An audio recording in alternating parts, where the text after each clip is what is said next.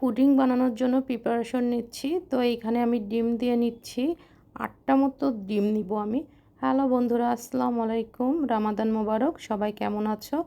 আশা করি যে যেখানে আছো সুস্থ আছো, ভালো আছো। তো পুডিংয়ের রেসিপি তো সবাই মোটামুটি জানো। তো এইখানে আমি চিনি, দুধ সব এক এক করে দিয়ে এই যে আমি এইখানে ঢাকনাটা লাগিয়ে দিলাম, ব্লেন্ডারের ঢাকনাটা লাগিয়ে দিয়ে ব্লেন্ড করে নিলাম। আর এই যে দেখো কি সুন্দর ঘুরতেছে, আমার না এটা দেখতে খুব ভালো লাগে। তো আজকে গেস্ট আসবে, তাদের জন্য আমি মেনলি কিছু ইফতারির আয়োজন এবং রাতের খাবার আয়োজন করব।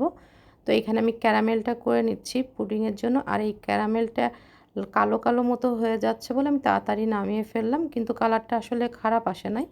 তো এইখানে দেখো একটা ছাঁকনি নিয়ে আমি ছেঁকে নিচ্ছি। এইটা সেঁকতে হবে মাস্ট, তাহলে না পুডিংটা খুব ভালো হয়। আস্তে আস্তে করে আমি ছেঁকে নিচ্ছি। এই যে ছাঁকাটা হয়ে গেছে। এরপর আমি এটাকে রাইস কুকারে দিয়ে দিব। রাইস কুকারে দিয়ে ঢাকনাটা দিয়ে দিব। জাস্ট 20 মিনিটের মধ্যে পুডিংটা হয়ে যাবে। যেহেতু আমার কাছে বেশি সময় নাই, এখন 2টা বাজে, আমার রান্নাটাও করতে হবে। তো আমি এই চুলাতে রান্নাটা বসিয়ে দিয়েছি। প্রথমে কিছু তেজপাতা আর দারচিনি দিলাম, আর দিয়েছি এই যে মশলা করে রাখছি, আজকে সব মশলাই ব্লেন্ডারে করেছি। আর এখানে কিন্তু আমি চিংড়ি মাছের মালাইকারি করব। আর এক চুলায় দেখো আমি না গরুর মাংস আগের থেকে কষাচ্ছি। আর এত তাড়াহুড়া আমার লেগে গেছে, আমি আসলে কি করব বুঝতেছি না। তো এখানে কিমা করে রেখেছিলাম। আর এই যে বারবার আমাকে দেখতে হচ্ছে, 2 চুলা এক হাতে কন্ট্রোল করা কিন্তু অনেক কঠিন। তো এইখানে আমি ভালো করে মশলাটা কষিয়ে নিব। এখানে আদা আর রসুন বাটা দিয়েছি মাত্র, আর একটু পেঁয়াজ ব্লেন্ড করে দিয়েছি। তো এর মধ্যে আমি সামান্য হলুদ দিব, খুবই সামান্য, জাস্ট একটা কালারটা আসার জন্য দিব লবণ। আর দিব একটু জিরার গুঁড়া। এই যে দেখো অল্প করে জিরার গুঁড়া দিব, বেশি না, মশলাটা এখানে খুব কম যাবে। আর দিব একটু ধনে গুঁড়া। তো এই অপর 2 চুলাতে আমি যে রান্নাটা করতেছি, আমার আসলে এত হ্যাসেল হচ্ছে, একবার এই দিকে একবার ওই দিকে। আর এইখানে না আমি দেখো নারকেলের দুধটাও করে রেখেছিলাম। আর এই যে মরিচের গুঁড়া দিয়েছি সামান্য পরিমাণে, কালারটা যাতে সুন্দর আসে। দেখছো কালারটা কেমন আসছে? আমি ভালো করে নাড়াচাড়া করে নিয়েছি। এবার এইখানে দিব চিংড়ি মাছ। চিংড়ি মাছগুলো আমি আগের থেকেই পরিষ্কার করে রাখছিলাম। চিংড়ি মাছগুলো আস্তে করে আমি ঢেলে দিব। চিংড়ি মাছগুলো দিয়ে আমি এইটাকে ভালো মতো কষিয়ে নিব।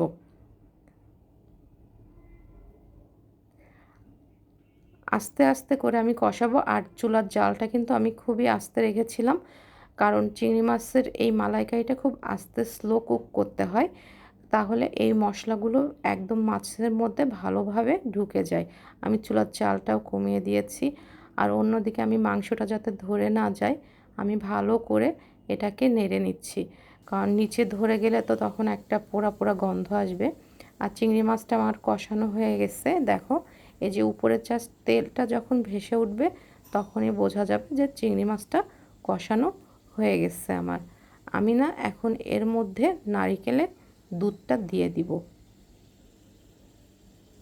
নারকেলের দুধ আমি আগের থেকে করে রাখছিলাম, এবং এই দুধটা আমি ছেঁকে ভালোভাবে রেখে দিয়েছিলাম। নারকেলের দুধ দিয়ে আমি আবারও স্লো আছে এটাকে রান্না করব। চিংড়ি মাছের মালাইকারিতে দুধ দিলে একটা হালকা মিষ্টি মিষ্টি ভাব আসে, এবং খেতেও এটা অনেক মজার হয়।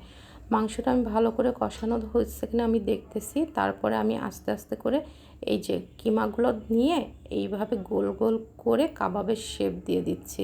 মানে 3 কাজ করতে হচ্ছে আমার এক হাতে, আমার অপর হাত কিন্তু ক্যামেরায় আবদ্ধ।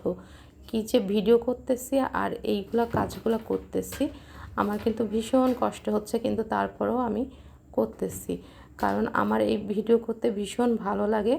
তো এই দেখো এই সাইডে আমি আবার চিংড়ি মাছটা দেখতে চলে আসছি। মানে তাড়াহুড়া করে রান্না করলে যে একটা ব্যস্ততা লেগে যায়, কিভাবে যে বোঝাবো। তোমরা হয়তো যারা রান্না করো তারা তো নিশ্চয়ই বুঝো ব্যস্ততা কতটুকু। আর এখানে না চিনি দিয়ে দিচ্ছি, আর আমি এখানে ভয়েস দিচ্ছি, আমার বিড়ালটা যে কী দুষ্টামি করতেছে, সাউন্ড করতেছে।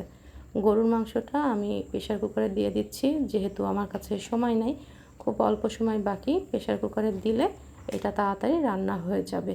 আর এই যে আমি লাস্ট লুকটা তোমাদের দেখাচ্ছি চিংড়ি মাছের, দেখো কালারটা কি দারুণ আসছে, দেখেই মনে হচ্ছে না অনেক লোভনীয় হবে। আসলেও কিন্তু খাওয়াটার সময় বুঝছিলাম টেস্টটা অনেক ভালো ছিল।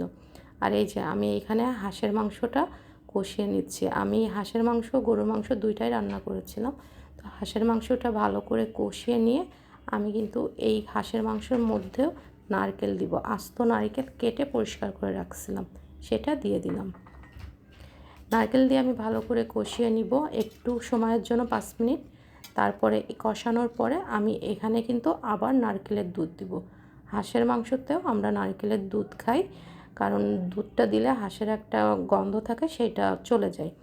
এই যে আমার এর মধ্যে আমার না ইফতারির টাইম হয়ে গেছে। আমি যখন ভয়েস দিচ্ছি তখন দেখতেছিলাম আসলে আমি কি দ্রুত কাজ যে করতেছিলাম। তো আর মাত্র আধা ঘন্টা বাকি আছে। আমি আল্লাহ আল্লাহ করতেছিলাম গেস্ট আসার আগেই যেন আমি সব কিছু রেডি করতে পারি। তো এই বেগুনিটা আমি বানাচ্ছিলাম। অপর দিকে না আমি আবার একটা লোহার তাওয়া দিয়ে দিব। এই লোহার তাওয়াতে আমি কিছু পেঁয়াজু ভেজে নিব, কারণ মানে এক চুলাতে আমার পসিবল হবে না। এই জন্য আমি এই দেখো তেলটা ঢেলে দিলাম। তারপরে আমি বড়াটা এর ভিতরে আস্তে আস্তে করে সব এক এক করে দিব। আবার আমি আর একবার বেগুনিটা দিয়ে দিয়েছি, আর এই যে বড়াগুলো ছেড়ে দিলাম। বড়াগুলো যখন হতে থাকবে অন্যদিকে আমি বেগুনিটাও বারবার করে কিন্তু দেখে নিচ্ছিলাম, মানে 2 চুলা মেনটেন আমি একসাথে করতেছিলাম। তো এই একসাথে 2 চুলা মেনটেন করতে করতে আমার এই যে সময় চলে আসছে, আমি সাথে সাথে টেবিলটাও রেডি করে ফেলেছি। এই যে আমার ইফতারি টেবিলটা রেডি হয়ে গেছে, সবাই আলহামদুলিল্লাহ ইফতারি করে নিয়েছে। এবার রাতের খাবারটাও আমি গুছিয়ে ফেলেছি, সবাই রাতের খাবারটাও খেয়ে নিয়েছে আলহামদুলিল্লাহ। আমার এই দ্রুত রান্না করার ভিডিওটা তোমরা এতক্ষণ যারা দেখেছো প্লিজ একটু জানাবে কেমন হয়েছে।